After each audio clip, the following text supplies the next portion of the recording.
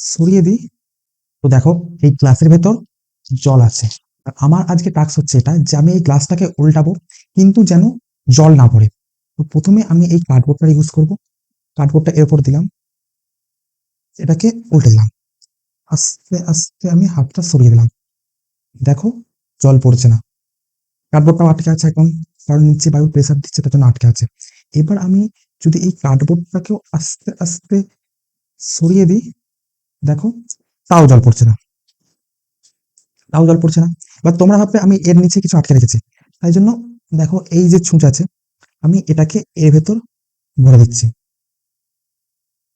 ছুঁচ এর ভেতর ভরে দিচ্ছি, দেখো তাও জল পড়ছে না। তো এটার পিছনে কারণটা কি?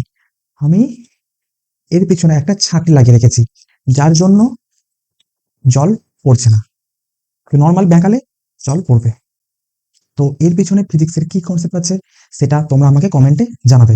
Thank you.